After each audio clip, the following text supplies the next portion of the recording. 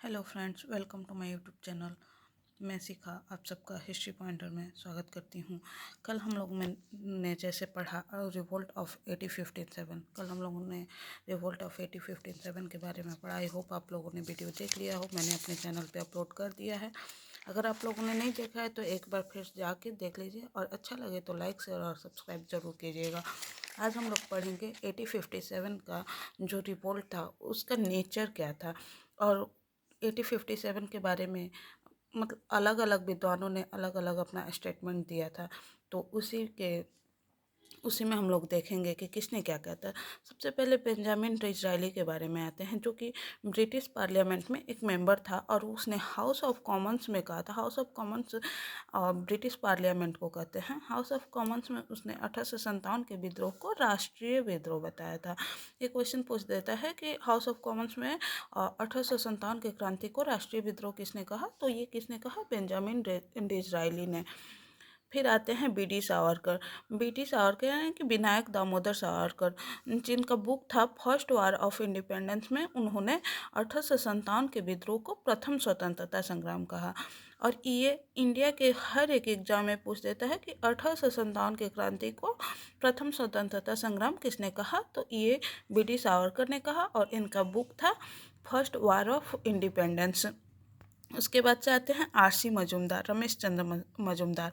1857 के विद्रोह को आर.सी. मजूमदार ने कहा कि ये ना तो प्रथम था, ना ही राष्ट्रीय और ना ही विद्रोह कहा था, क्योंकि 1857 के पहले भी बहुत सारा विद्रोह हो चुका था। इसलिए इन्होंने कहा कि ये ना ही प्रथम था, ना ही राष्ट्रीय था और ना ही विद्रोह था। सुरेंद्र नाथ सेन, इन्होंने 1857 के विद्रोह पर सरकारी इतिहास लिखा। क्या हुआ था कि पहले रमेश चंद्र मजूमदार को ही सरकारी इतिहास लिखने के लिए कहा गया था, लेकिन पहले रमेश चंद्र मजूमदार को ही सरकारी इतिहास लिखने के लिए कहा गया था। लेकिन जब उन्होंने अपना स्टेटमेंट दिया कि ना तो ये प्रथम था और ना ही राष्ट्रीय और ना ही विद्रोह था, तो इसीलिए इनके बाद से सुरेंद्र नाथ सेन को दे दिया गया था लिखने के लिए सरकारी रिपोर्ट। और इस सुरेंद्र नाथ सेन का बुक जो है वो 1857 के नाम से ही जाना जाता है। मिर्जा गालिब जो थे वो 1857 के प्रत्यक्षदर्शी थे, आई विटनेस थे। उन्होंने 1857 का जो क्रांति था अपने आंखों से देखा था। सर सैयद अहमद खान 1857 के विद्रोह के समय यह बिजनौर यूपी में सदर अमीन के पद पर स्थापित थे। सर सैयद अहमद खान का आईएनएम में बहुत बड़ा रोल है। इनके बारे में आगे आईएनएम में पढ़ेंगे। इन्होंने जो मतलब सर सैयद अहमद खान ने 1857 के रिवोल्ट पर सबसे पहली किताब लिखी, जिसका नाम था असबाब ए बगावत ए हिंद। तो कई बार क्वेश्चन पूछ देता है कि सबसे पहला बुक किसने लिखा 1857 के क्रांति पे, तो वो थे सर सैयद अहमद खान। और इनके बुक का नाम क्या था, तो असबाब ए बगावत ए हिंद। 1857 के विद्रोह के बाद 1858 का चार्टर एक्ट लाया गया और उसके बाद से 1 नवंबर 1858 में लॉर्ड कैनिंग ने इलाहाबाद में इसे पढ़कर सुनाया था। अब विद्रोह होगा तो कुछ ना कुछ चेंजेस तो होगा ही।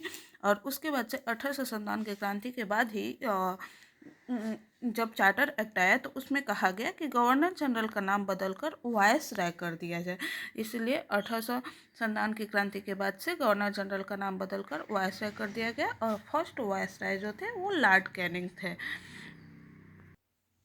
1857 की क्रांति के बारे में जो जो मेन पॉइंटर था वो हमने देख लिया है। अब बाकी आगे का हम लोग एमसीक्यू फॉर्म में देख लेंगे कि कौन कौन रियासतें थी जो कि भाग नहीं लिए थे, जैसे कि सिंधिया, होलकर, ग्वालियर, ये सब 1857 की क्रांति में भाग नहीं लिया था।